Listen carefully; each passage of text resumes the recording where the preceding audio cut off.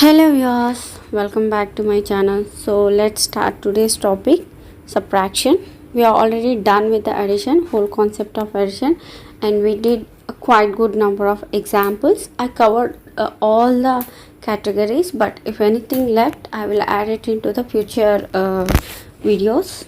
As I always say, if you want to learn something you should do some pre-work. Okay, it makes our process very smooth.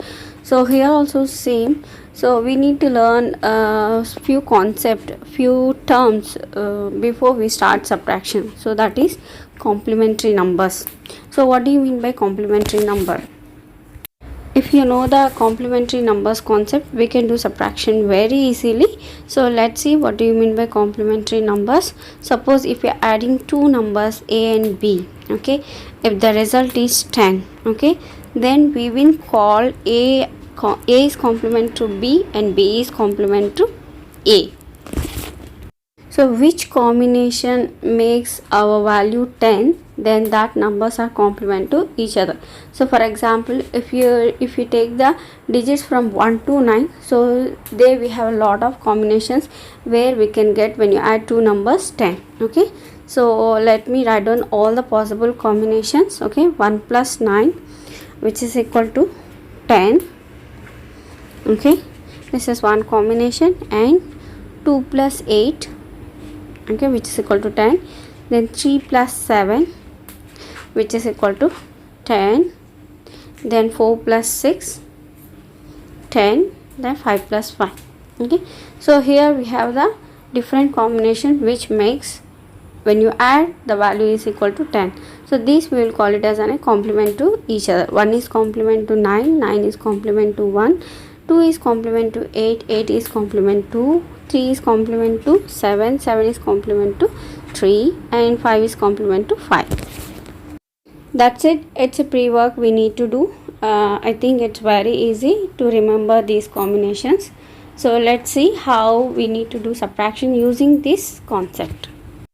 So before we enter into the concept, I want to explain the scope of the topic. Means how, for which type of questions, which type of category we can apply this concept. So here always when you're doing subtraction using math, Vedic math, the basic form of subtraction should be satisfied. That minuend minus subtrahend is equal to difference. Sorry, if I say like Indian slang, it's a minuend. Okay, so Singapore they'll say minuend. So whatever it may be. Okay, minuend minus subtrahend is equal to difference. Means always the result has to be positive. Okay, even we have borrow combinations. Okay, but end of the result should be positive. So our end of the result should be positive. Okay, for that only we will apply this concept. Okay, for the sometimes we will get negative numbers. Okay, because there you will have the minuend negative number, right? So for that we won't apply this method. Okay, but if your result is positive, even though you have borrow combinations, so there we can apply this method. Even now if you didn't get anything, don't worry. Okay, so whenever you're solving the questions you will understand what I'm saying. Okay, let's do the examples so that you will better understand what I'm saying. Okay, so actually we have two kinds of problems. Here we have two different categories. Okay, so the first one is we don't have any borrow combination either from left to right or right to left. The answer is same. Suppose if you have like 31 minus 20, 11, 42 minus 21 which is equal to 4 minus 2, 2, 2 minus 1, 1. So we don't have any borrow combination. We can do directly in any direction. Okay, so this is one main category. Okay, so I'm taking 3 digit 2 in this category, 511. So 7 minus 5, 2, 3 minus 1, 2, 2 minus 1, 1. Now let's see how we can do the borrow combination problems without using borrow method. So let's start with the 2 digit.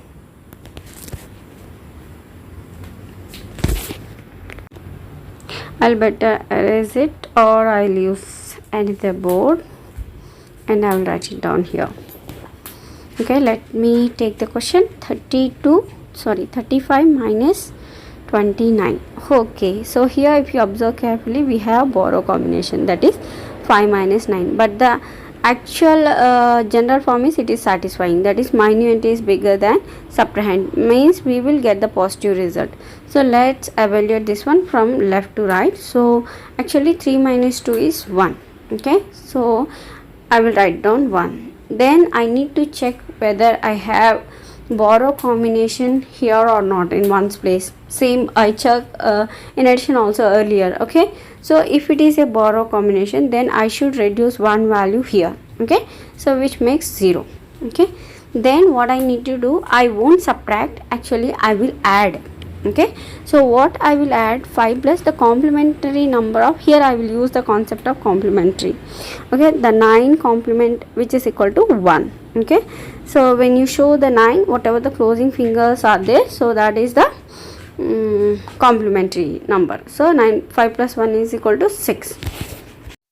That's it, very easy. I didn't take any borrow, I just do the subtraction. Okay, next let's see 3-digit number. Okay, 735 minus 589. Okay, these two steps we can do it in one step. So see how I can do. 7 minus 5 is 2. So actually I don't write 2.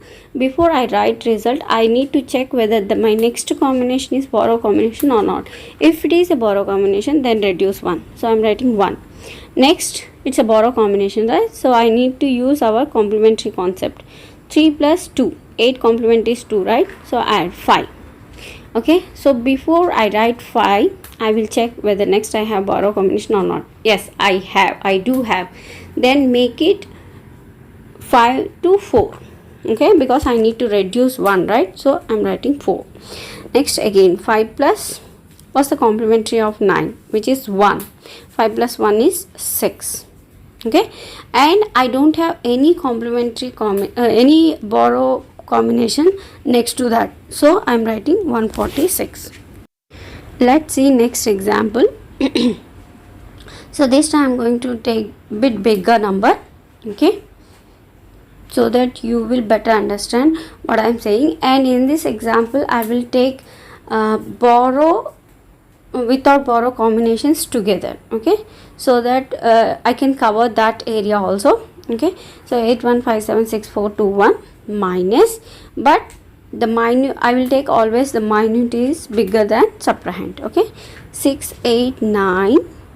So here these are all borrow combinations. Okay, 6 8 9 3, then again 8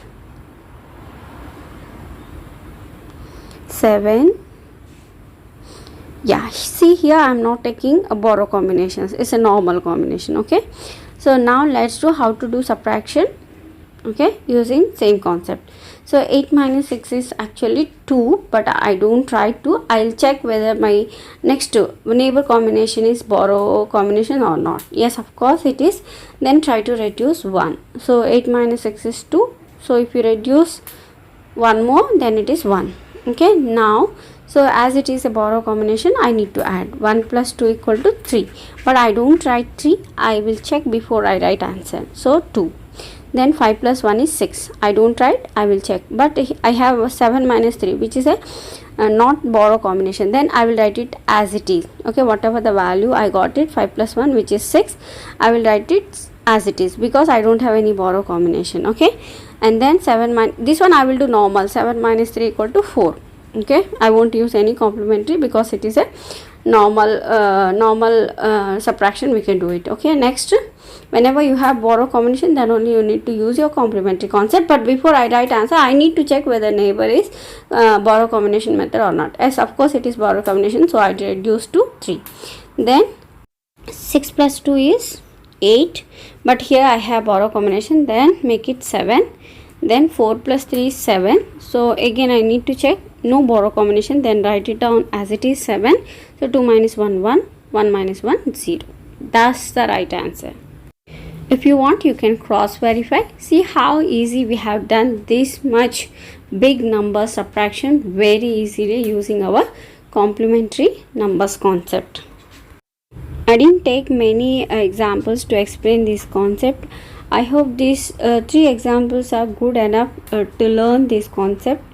and to practice this concept. So if you need more, do let me know in the comment box. Whether it is a 2 digit, 3 digit or n digit, the concept is same. Okay, so I think we got enough practice with these 3 examples, but if you need more, do let me know in the comment box. So I will do some more problems, or if you have any doubts also, I'll clear it. Thanks for watching. See you in the next video. Just number. Happy learning.